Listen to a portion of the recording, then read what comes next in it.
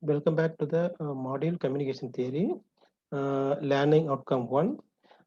In previous video, we discussed about the conditional probability and statistically independent events. Conditional probability means the probability of event will be estimated from the another event, or you can say the past events. Example for conditional probability: falling rain and monitoring weather condition, and so on. Similarly, some of the events are occurring unconditionally. For example, earthquake and leakage of gas from the gas cylinder. Okay, these are the example for the unconditional events. Today's session, we are going to talk about the comparison of MAP and ML receiver. So MAP and ML receivers are the major receiver which is used in the wireless communication. In order to know, in order to understand the concept of MAP receiver and ML receiver, we need to know about the binary symmetric channel. In the binary, why we are calling this a binary symmetric channel?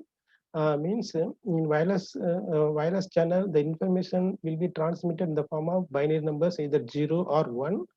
And since the binary bits are either 0 or 1, which has the equal probability, so it satisfies the symmetric property. So that the wireless channel we can call the binary symmetric channel. You can see this diagram. Okay, that A naught indicate the transmit binary bit 0, and whose probability B naught equal to 0.2. And then another point, A1 is the transmit binary bit 1, and whose probability P1 equal to 0.8. Coming to the right side, B naught is the received binary bit 0, and B1 is the received binary bit 1.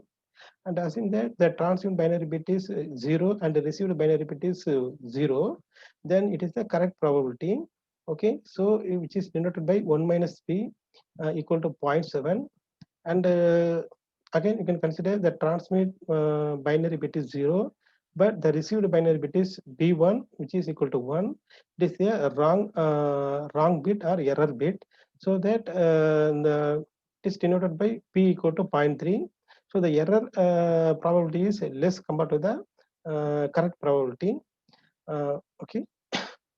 And why we are using that correct probability higher value means because we modeled the system in such a way that if the transmitted bit is 1 means there is a maximum chance to the received bit also 1.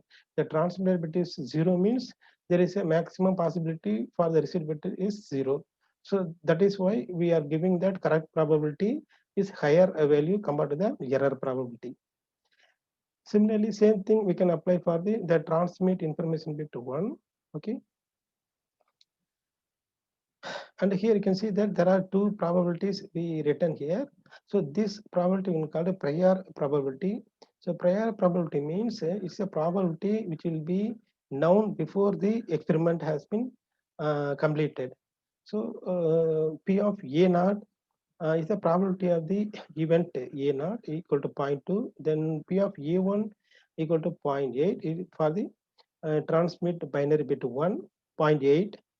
And coming to the second probabilities, likelihood probabilities, to find out the likelihood probabilities, we are using that conditional probability formula.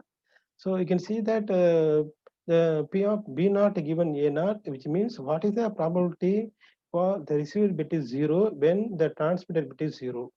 Similarly, P of B1 by A1 means what is the probability for the received bit is 0 when the received bit is 1 when the transmitted bit is 1, which is equal to correct probability. So it will be equal to 0.7. Coming to the second case, P of B naught given A1 means what is the probability of the received bit is 0 when the transmitted bit is 1. That means the error probability or wrong probability. Or we can say that P of B1 given A naught, so which is equal to 0.3. Okay, so By using these likelihood probabilities and the prior probabilities, we can find out the another probability which is called the a posteriori probability. So the a posteriori probability means that the probability of that event will be estimated after the experiment has been done. So you can see the first equation P of A naught given B naught. So P of A naught given B naught means what is the probability for the transmitted bit is 0 when the received bit is received binary bit is 0. So that is the meaning of P of A naught given B naught. Okay, which is equal to probability of intersection of A naught and event B naught divided by P of B naught. And we know very well we can rewrite this intersection of these two events by applying the conditional probability. So we can write P of intersection of A naught and B naught equal to P of B naught given A naught into B of A naught.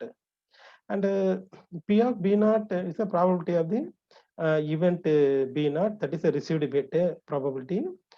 We can get the only expression for P of B naught by using this Venn diagram. Okay, it's a sample species. There are two events A naught and A1. A naught for binary bit 0, A1 binary bit 1, and the one more event B naught, that is for the received binary bit is 0. And assume that event is that event is overlapped with the event A naught and the event A1. Okay, so this event B is having two intersection value. Okay, so it is having overlap with the event A naught, that is denoted by A naught intersection B naught, and the portion of the event is overlapped with the A1, that is denoted by A1 intersection B naught. So by summing these two intersection in these two intersection value, we can get the B naught value. It will give the B naught event. Okay, so we can write the probability of B naught equal to the sum of probability of intersection of A naught and B naught and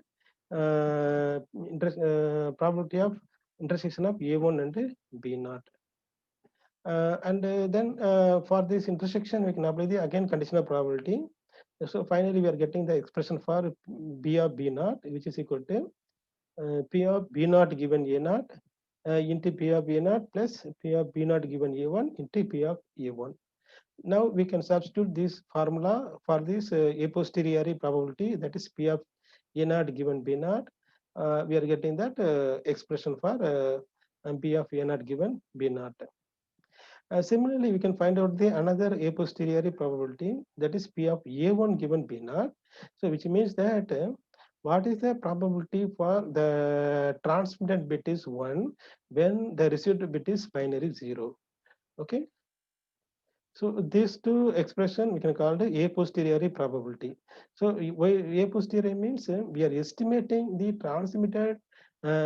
transmitted bit event probability after the experiment. So now from this expression for a posteriori probability, we can substitute the values of the prior and the likelihood probabilities, and we can get the values for this a posteriori probability, that is P of A naught given B naught, which is equal to 0.3684, whereas P of A1 given B naught equal to 0.6. Okay, so you can observe here in so here the goal is we want to know what is the probability of the transmitted bit, either it is 0 or 1, by using the received binary bit is 0. So which means that we have the received binary bit, that is 0. So from that received binary bit is 0, we have to predict whether the transmitted bit is 0 or 1. Okay, by using that a posteriori probability. But we can observe from these values, we can see that the probability of A1 given B naught is greater than the probability of A naught given B naught. So which means that it indicates that the receiver will decide the take the decision in favor of the binary bit 1 was transmitted from the transmitter, even though the received bit is 0. Okay, even though the received binary bit is 0, but the receiver take the decision in favor of in favor of binary bit is 1. Okay, since the P of A1 given B naught is greater than the P of A naught given B naught. Whereas if we see the likelihood ratios, that is a ML receiver, maximum likelihood receiver. So in this case, P of B naught given A naught is greater than the P of B naught given A1. So because the ML receiver take the decision based on the transmitted bit. If the transmitted bit is 0, and it can take the decision in favor of the received bit also 0. The transmitted 1 means it can take the decision in favor of the received bit is 1. So that is the ML receiver. Okay, so that ML receiver predict the transmitter take the decision in favor of the binary bit is 0. Okay, but of course the transmitter bit is actually one only transmitted. So that we can say that map receiver is optimum receiver and ML receiver is suboptimum receiver. So these are the fundamental receiver we are using in the wireless communication system. So in that mainly we are using that conditional probability to predict that event. And one more example you can see here for conditional probability, you can consider the MRI PAM signal. PAM means pulse amplitude modulated signal. Okay. So in this case, we consider only 4 symbols, that is 4RA PAM. So the sample space which has the 4 symbols -3 alpha, -alpha, plus 3 alpha, and corresponding probability 1 by 8, 1 by 8, 1 by 4, 1 by 2. Okay, from this sample space, we can take the 2 event. The event A which has the 2 outcomes, -3 alpha and plus alpha, and even B which has only one outcome, that is plus alpha. Now we can apply the conditional probability. So P of B given A naught. So there are 2 event B and A. Now we are applying the conditional probability P of B given A naught equal to P of intersection of B and A divided by P of A. Okay. So we have to not to know the value for this conditional probability, we can find out the value of the P of A and the value of the P of intersection of B and A. So that here we are finding that value of probability of A. So P of A equal to probability of the occurrence of outcome -3 alpha and plus alpha. So because we already know the probability values for -3 alpha and plus alpha, we have to substitute that values 1 by 8 for -3 alpha. Here the -3 alpha equal to 1 by 8, minus alpha 1 by 8, plus alpha equal to 1 by 4. So here plus alpha 1 by 4. After that, by simplifying, we are getting that 3 by 8. And then intersection of the even B, A and B will be calculated by substituting the respective outcomes or events. Okay, so the probability of intersection of event B and A, there is only one common point in that event A and B, that is plus alpha. So the respective probability value is 1 by 4. So we can get that 1 by 4 for the intersection of the event A and B, 1 by 4, and the probability of event A equal to 3 by 8. So after getting these two values, we can find out the conditional probability P of B by A, B given A. So on the intersection probability 1 by 4, and then probability of A equal to 3 by 8. So by simplifying, we are getting 2 by 3. In same way, we can estimate the another conditional probability of A given B. So probability A given B equal to the same thing, the probability intersection of A and B divided by P of B. Okay. So that in denominator is depend upon that conditional event. If the conditional event is B means, then denominator we are getting P of B. Here you can see that in this equation the conditional event is A. That's why in denominator it is divided by P of A. So after substituting the respective values, probability values, we are getting the P of A given B equal to 1. This is another example for conditional probability.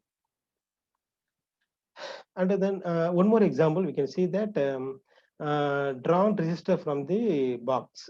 Okay, then the resistance are of a resistor drawn randomly from a large batch, which has the 5 possible values, and ranges from 40 to 60 ohms. that this table shows the two columns, two rows. The first rows the resistor value, second rows respective probability of the resistors. Okay. So R means resistance, the respective probability of the resistance: 40 ohm, 45 ohm, 50, 55 ohm, 60 ohms, and then for the respective probabilities: 0.1, 0.2, 0.4, 0.2, 0.1. Now from this sample space, we can take the two event A and B. Let the event A is that the resistance value less than or equal to 50 ohms. Okay, the event A containing the resistor with the resistance value less than or equal to 50 ohms. So which means it includes the 50 ohm also. So there are three possible outcomes: 40 ohms, 45 ohms, and 50 ohms. 40, 45, and 50 ohms. So then probability of the event A equal to the probability of occurrence of resistance R equal to 40 ohm, or resistance R equal to 45, or R equal to 50. We have to add all the three outcome probabilities. So it is the sum of P of R equal to 40 plus P of R equal to 45 plus P of R equal to 50. Okay, then we have to substitute the respective probability values of that particular outcomes. So 0.1, 0.2, 0.4 equal to 0.7. That is the probability of the event A. Similarly, we can find out the probability for the event B. So here the event B will be considered okay, the occurrence of the resistor with resistance value okay, the resistance value will be lie between 45 ohm to 55 ohm. Okay, so in that event B, the resistance value will be lies between 45 ohms and 55 ohms. So which means that in that event it includes the 45 ohms and the 55 ohms. So 45 ohms, 50 and 55 ohms. So these three outcomes will be present in that event B. So that the probability of event B is sum of the 45 ohms, 50 ohm, and 55 ohms probabilities. So the probability of occurrence of event B equal to zero point 0.2 plus zero point 0.4 plus zero point 0.2, which is equal to 0.8. Okay. And you can see here the event A and the event B. Is there any common points are present? Okay. You can see that there is a two common points. Here the resistance 40 ohm is present in B, event B also the resistance, the resistance 45. The resistance 45 is present in event A and event B.